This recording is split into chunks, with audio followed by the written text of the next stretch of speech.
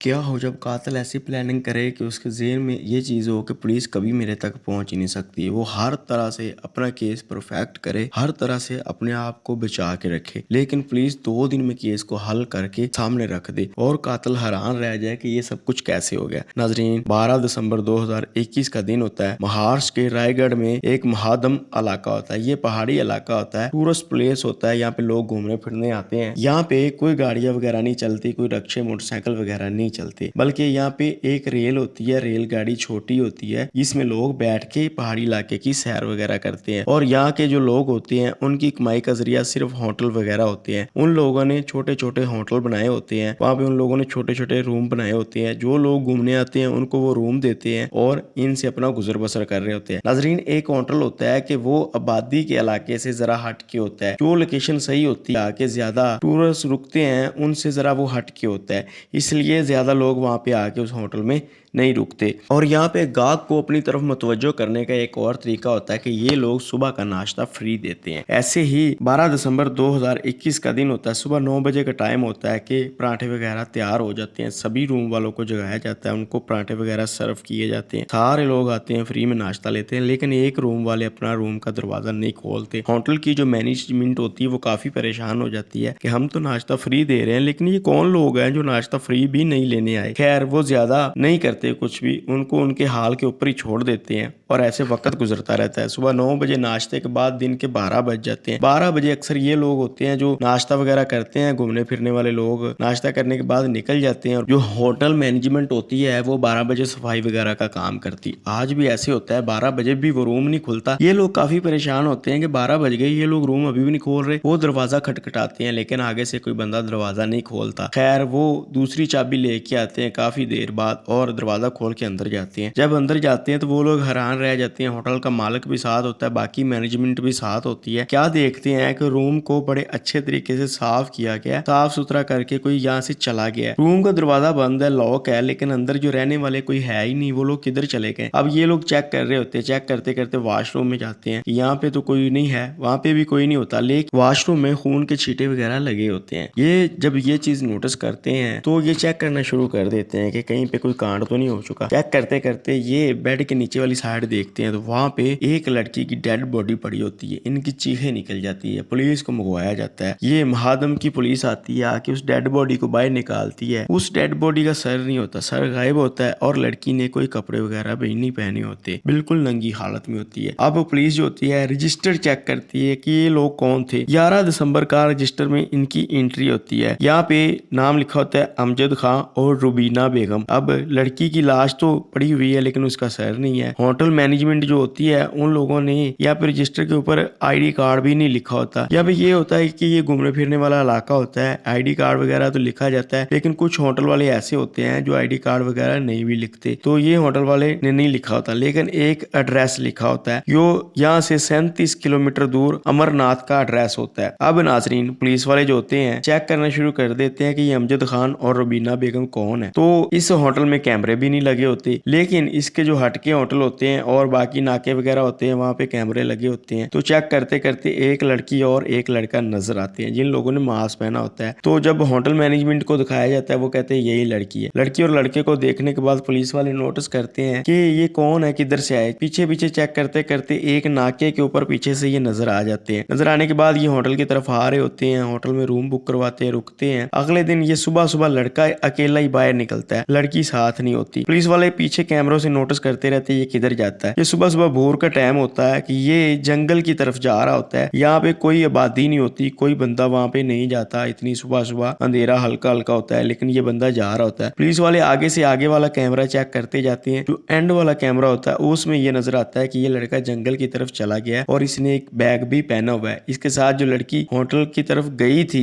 एक दिन पहले, अब वो इसके साथ नहीं थी। अब पुलिस वाले क्या करते हैं कि आगे वाले दिन उस एरिया की तरफ जाना शुरू कर देते हैं। नाजरीन, ये 12 दिसंबर को वाकया हुआ, अब 13 दिसंबर का दिन है। ये एक दिन के अंदर ही सब कुछ हो रहा है। पुलिस वाले उस ट्रैक के ऊपर चलते चलते जंगल की तरफ जा रहे होते हैं जिधर वो लड़का गया था, क्योंकि वो लड़का उधर गया था लेकिन वापस नहीं आया था। तो वहां पे जाते जाते उनको एक 250 मीटर नीचे खाई नजर आती है। पुलिस वाले उस खाई में जाके चेक करते हैं, उनको एक प्लास्टिक का बैग नजर आता है। उस बैग में एक काले कलर का शापर होता है। उस शापर को वो देखते हैं तो ऐसे लगता है जैसे इसके ऊपर खून के छींटे वगैरह लगे हुए। ये इलाका काफी बंदरों का इलाका भी होता है। यहाँ पे ये चीज होती है कि दिन के टाइम बंदर जो होते हैं घूमने फिरने वाले लोगों से चीजें छीन के ले जाते हैं, और रात जब अपने जगह पे जाते हैं सोने के लिए तो वो चीजें फेंक देते हैं कहीं ना कहीं। ऐसे पुलिस वालों को लग रहा होता है कि ये भी किसी बंदर ने कोई चीज फेंकी होगी और यहाँ पे छोड़ के चला गया होगा। लेकिन जब वो खून के छींटे देखते हैं तो वो शापर को खोल के देखते हैं, उनको हैरानगी के झटके लगते हैं। इसमें लड़की का सर होता है। ये वही लड़की का सर होता है जो होटल से मिलती है। पुलिस वाले उस सर को लेते हैं, थाने में आ जाते हैं। उस लड़के को ढूंढते रहते हैं लेकिन वो लड़का नहीं मिलता। कुछ मीटर की दूरी के ऊपर इनको एक पर्स भी मिलता है। पुलिस वाले वो पर्स लेके भी थाने आ जाते हैं। अब इस सर को डेड बॉडी के साथ जोड़ के देखते हैं तो पता चलता है कि ये उसी लड़की का सर है जिसकी ये डेड बॉडी मिली है। पुलिस वाले उसकी तस्वीरें वगैरह खींचते हैं। खींचने के बाद अब जो टीम गई हुई थी अमरनाथ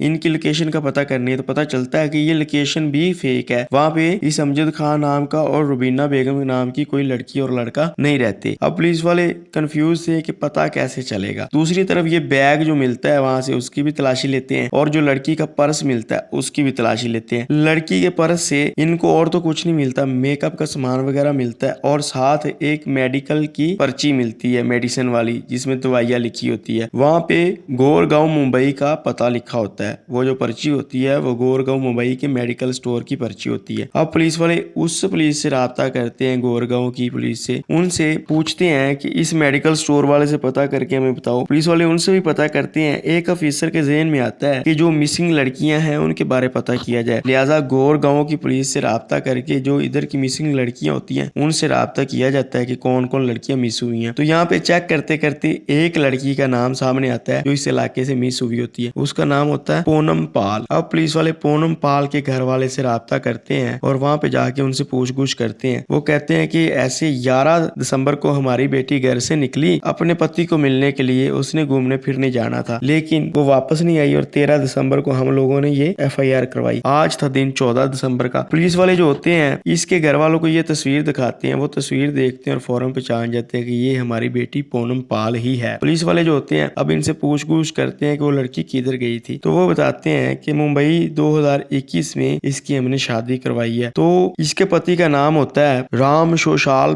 पाल। तो इसके साथ इसकी शादी हुई थी। तो यहाँ पे उत्तर प्रदेश के वो रहने वाला था। उत्तर प्रदेश की एक रस्म होती है गोना, जिसमें ये होता है कि शादी के बाद लड़की कुछ अरसा अपने माँ बाप के पास रहती है, उसके बाद फिर बाद में उसकी विदाई होती है, वो अपने ससुराल जाती है। अब इसकी भी शादी हो चुकी थी तो इसका गोना होना बाकी था, लेकिन कोई भी फंक्शन होता था या कोई भी छुट्टी का दिन होता था तो ये लड़का अक्सर हमारे यहाँ पे आ जाता था और अपनी बीवी को ले जाता था और घूमने फिरने ये लोग चले जाते थे। आज भी कुछ ऐसे था कि 11 दिसंबर को इसका टाइम बना हुआ था अपनी बीवी के साथ घूमने फिरने का, और इन लोगों ने महादम इलाके में घूमने फिरने जाना था। तो ये हमारी जो बेटी थी 11 दिसंबर को घर से निकल गई थी, आगे का हमें नहीं पता। अब पुलिस वाले जो होते हैं उस राम शोशाल पाल से राब्ता करते हैं। राब्ता करने के बाद उससे पूछते हैं कि बताओ भाई तुम्हारी बीवी किधर है। वो कहता है कि मेरा उसके साथ टाइम बना हुआ था आने का, लेकिन उसने मुझे फोन ही नहीं किया तो वो ना ही मेरे पास आई। अब मुझे क्या पता वो किधर है। लेकिन लड़की का जो भाई राजेश पाल होता है वो कहता है कि ये झूठ बोल रहा है, इसका उससे राब्ता था, वो इससे मिलने गई थी, मुझे सब कुछ बता के गई थी। अब पुलिस वाले जो होते हैं उस CCTV कैमरों को चेक करते हैं जिसमें वो लड़की और लड़का नजर आ रहे थे। जब वो लड़के की तस्वीर दिखाते हैं और CCTV वीडियो दिखाते हैं इस पूनम के भाई राजेश को, तो वो पहचान जाता है और कहता है ये जीजा राम ही है। लेकिन उसका जीजा राम मान नहीं रहा होता, कहता है मैं नहीं हूँ। लेकिन पुलिस वाले एक चीज नोटिस करते हैं कि इसका जीजा जो राम है उसके कान के ऊपर एक निशान है, और वो वीडियो में जो लड़का जा रहा होता है उसको गौर से देखते हैं तो उसके कान के ऊपर भी एक निशान होता है। दूसरी तरफ वो लड़की की जो डेड बॉडी मिली थी उसके हाथ के ऊपर एक टैटू था, लेकिन जिस बंदे ने उसको कत्ल किया था उसने उसके हाथ का जो टैटू था उसको खुरच दिया था। अब ये जो पूनम का भाई होता है ये कहता है कि इस राम का नाम का टैटू मेरी बहन ने अपने बाजू के ऊपर बनवाया हुआ था, तो हो सकता है कि इसने उसे कत्ल किया हो, क्योंकि उसके हाथ का वो टैटू भी किसी ने खुरचा है कत्ल करने के बाद। अब पुलिस वाले इसको उठाते हैं, राम को थाने में ले जाते हैं और सख्ती से पूछ-गुछ करते हैं। पहले तो ये नहीं मान रहा होता, जब सख्ती की जाती है तो ये टूट जाता है और कहता कहता है कि हाँ मैंने ही उसको कत्ल किया। तो पुलिस वाले पूछते हैं कि कैसे कत्ल किया। ये कहता है कि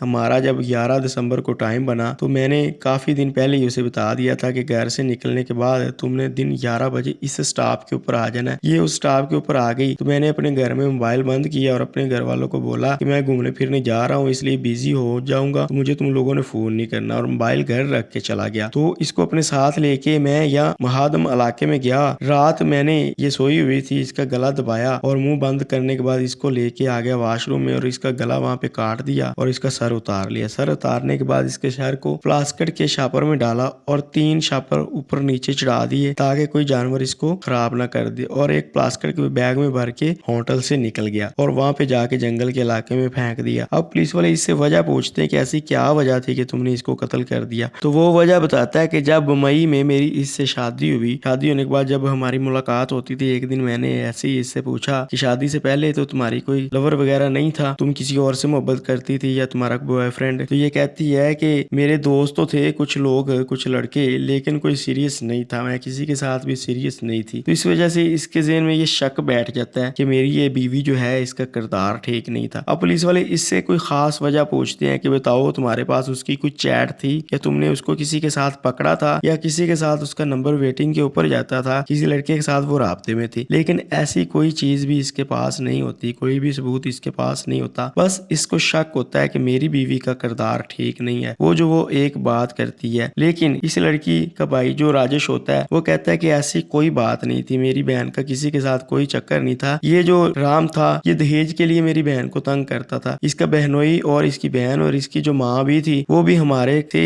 दहेज की डिमांड करते थे, और ये हमारी बहन से अक्सर लड़ाई झगड़ा भी करता था। इसके घर वाले भी करते थे कि तुम जहेज कम लेके आई हो। हमने 9 लाख रुपया खर्चा किया इसकी शादी के ऊपर, और कुछ सुनने में ये भी आता है कि 5 लाख रुपया इन लोगों ने दहेज के नाम के ऊपर इस लड़के को दिया भी था, लेकिन कुछ रिपोर्ट के मुताबिक ये सुनने में आता है कि इन लोगों ने नहीं दिया था। खैर लड़की पूनम जो होती है उसका भाई ये इल्जाम लगा रहा होता है कि राम के घर वाले मेरी बहन को दहेज के लिए तंग करते थे, लेकिन राम कहता है कि ऐसी कोई बात नहीं थी, खाली मुझे उसके किरदार के ऊपर शक था जिसकी वजह से मैंने ऊपर उसको कत्ल कर दिया। फिलहाल ये केस अदालत में चल रहा है। खैर दिसंबर 2023 में ये लड़का जो होता है राम, ये जमानत के लिए बेल भी अप्लाई करता है, लेकिन इसकी बेल खारिज हो जाती है और अभी भी ये जेल के अंदर है और इसका ट्रायल का फैसला नहीं आया। जैसे कोई फैसला आएगा मैं आप लोगों को लाजमी आगाह करूंगा। मुझे इजाजत दें, अल्लाह निगहबान।